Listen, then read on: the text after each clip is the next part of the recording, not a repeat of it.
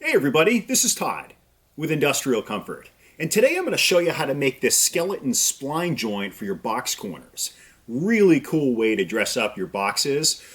If you're okay with a little bit of repetition, it's not that difficult to make. We're going to use this jig that I made here in a previous video, and I'll put a link in the description to show you how to make this.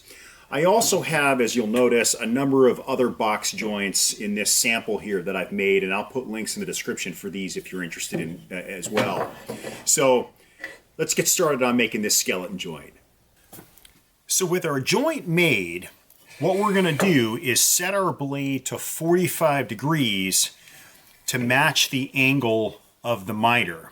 Then what we're going to do is align the corner miter with the blade so that the blade bisects the seam exactly in the middle. Now, you just want to make sure that the blade does not cut all the way through the joint. So we're just going to place it here just to make sure that the height makes sense. I'm just going to adjust ever so slightly and bring the blade down a little bit.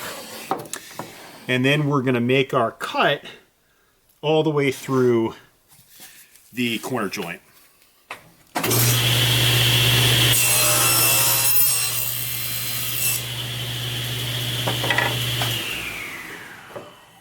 Okay, so now we have this piece taken out of our corner joint, and what we're going to do is fill it with some inlay. So it's time for us to cut the inlay that we're going to put in the joint. So in order to do that, what I'm going to do is run this piece of walnut through my table saw to make what I'm going to call the sacrificial cut. This will give us an exact reference point of where we need to be. Now, the thickness or kerf of the blade is 1/8 of an inch. So in order to get the right thickness of 1/8 of an inch, what we're effectively going to do is double that amount as we move the fence over. So we're going to move it over by 1/4 of an inch to account for the material that the blade is going to remove, which will leave us with an 1/8 inch slice of wood that we're going to use for the inlay.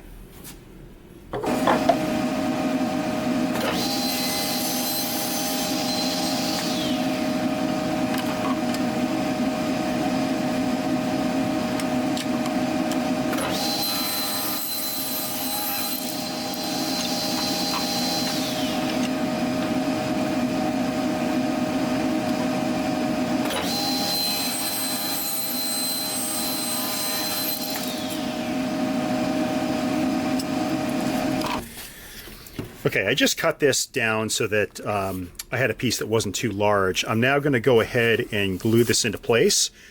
We'll let it dry, and then we'll come back and finish the joint.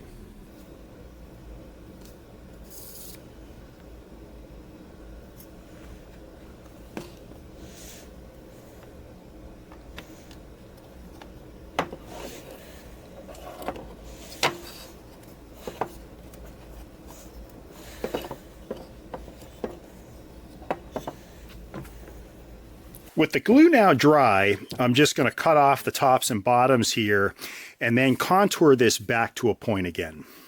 For the sanding, I'm going to start with 80 grit and then move up to 120 grit before we cut the cross splines.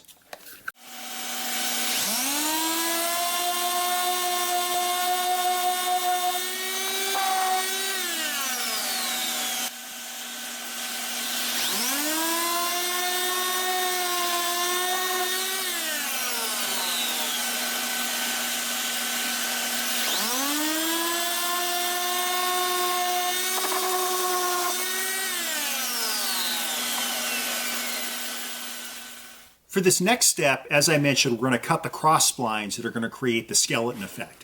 Now, we're going to be using a jig that I showed you how to make in another video. If you didn't see that one, I'll put a link in the description. So essentially what I've done is mark out, now this happens to be 3.5 inches wide.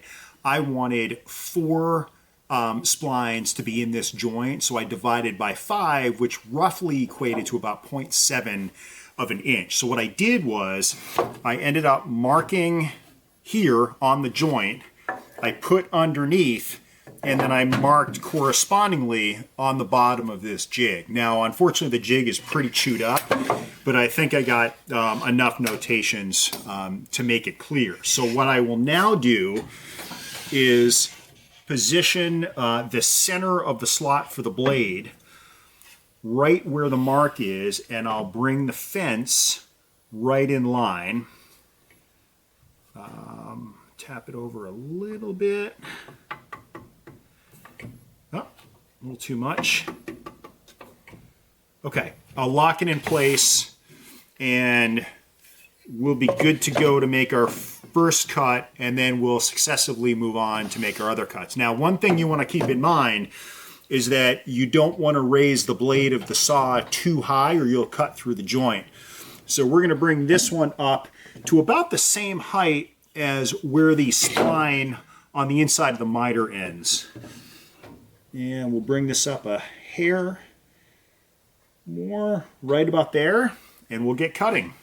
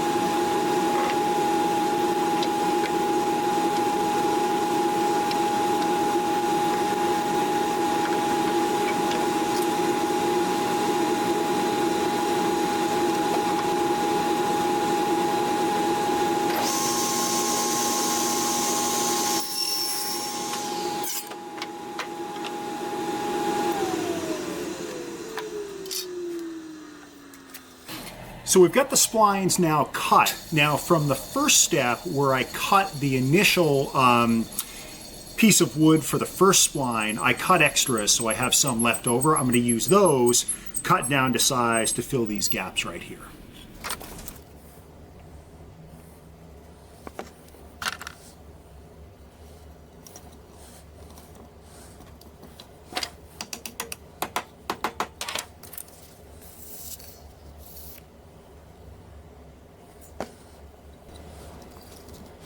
All right, now we'll let this set up.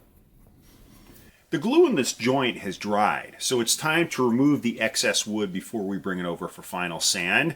I'm going to use a bandsaw because it's going to make pretty quick work of this, but you can use a saw or any other cutting implement that you have for wood in your shop.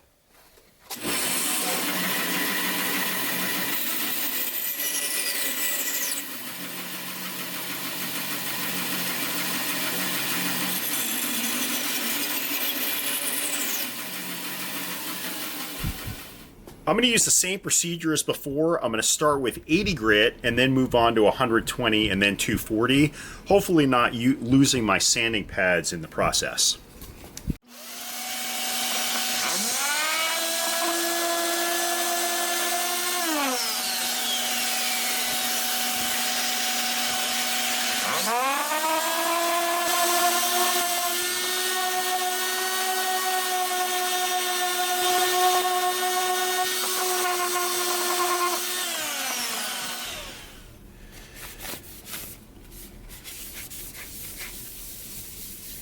And there's our skeleton box joint. As you can see, it gives a really nice look to the corner.